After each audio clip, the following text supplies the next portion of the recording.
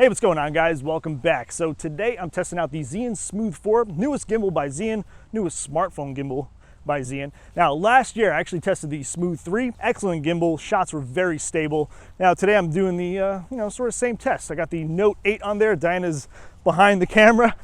Hopefully she's doing a good job. Are you doing all the work, or is the gimbal doing all the work? The gimbal. So what I want to do first is kind of share some of these cinematic shots that I captured with the gimbal. I tried my best to put something really cool together, kind of show you what this gimbal is capable of. Then later, I'll go over some of the features. It's a complete redesign from the Zhiyun Smooth 3. We got some new buttons and stuff on the gimbal itself. Now, the gimbal is actually compatible with Android and iPhone, but we do have some problems on Android, which I'll cover later. But anyway, let's get right into this.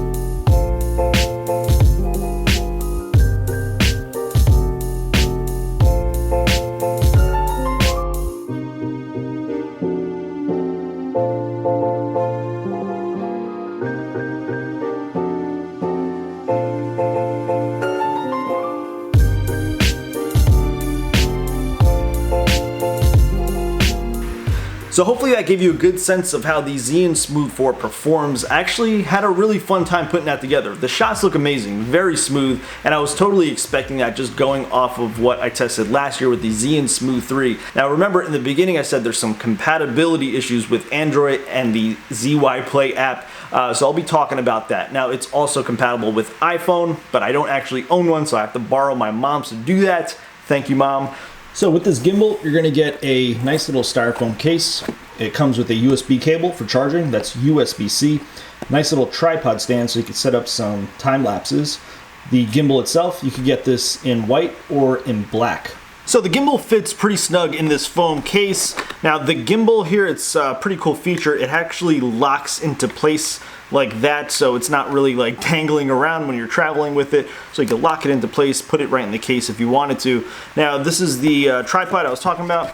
You have the thread right on the bottom. So I was using this for setting up some time lapses, so you could get that attached here, open up the legs, and let it sit and capture a time lapse. Now the other thing that I liked about having this tripod attached is that it really helped getting low angle shots because you have a much further reach, and I just liked holding onto the tripod a little bit more than just holding onto the gimbal itself. Now to get the phone attached, we have this opens up and locks into place, so really you're just going to stretch out the gimbal here and then make sure that it's the smartphone is sitting right against the motor there, so now it's in place.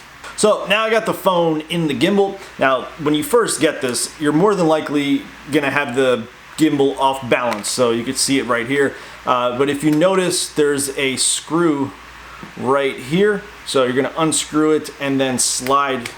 You could slide this to get the best balance setup. So you want to make, so that's actually perfect right there. You want to make sure that it's actually as balanced as possible.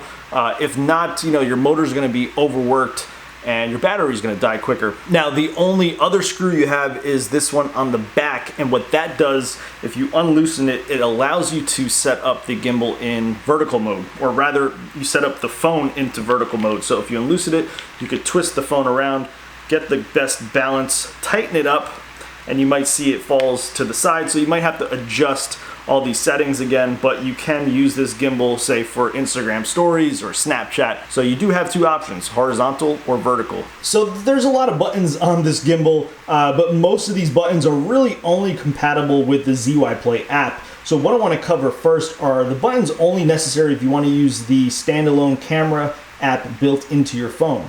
Obviously we got the power button here, hold that down for a few seconds, it'll power on. Got the battery indicator. So in the upward position with this button, it's going to be in pan follow mode. If you drop it down, it's going to be in lock mode, so it's going to keep that gimbal locked into place. We flip this around and we got two triggers, so this is going to put it into phone go mode if we hold that down. I'll talk a little bit more about that later.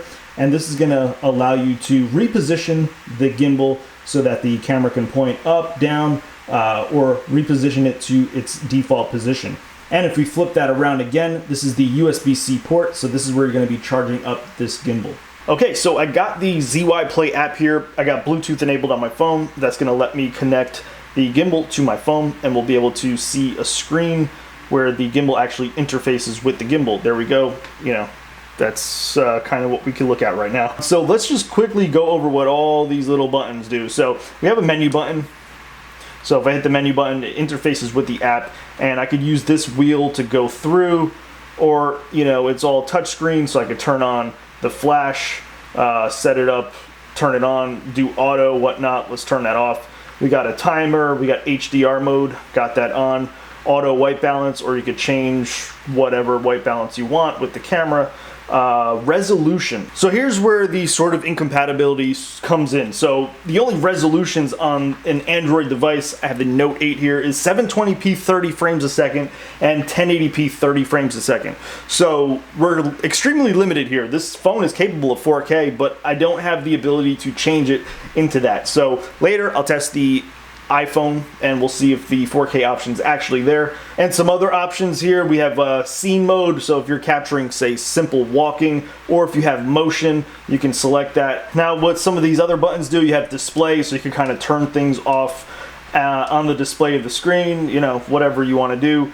This button here, what that does is it actually switches it from autofocus to manual focus. So right now I have it in manual focus, so I could focus on things that are close by. So if you see my hand, I could adjust the focus so that it's focused on here, and yeah, that's what that does. If I take that off, what that does is pretty cool feature. You can actually zoom in from the gimbal itself. And another thing you could do right from the gimbal is you could just take a picture right from the gimbal itself for quick photos. You could start recording if you want to. And remember, I'm on Android, so I'm kind of limited to 1080p, 30 frames a second.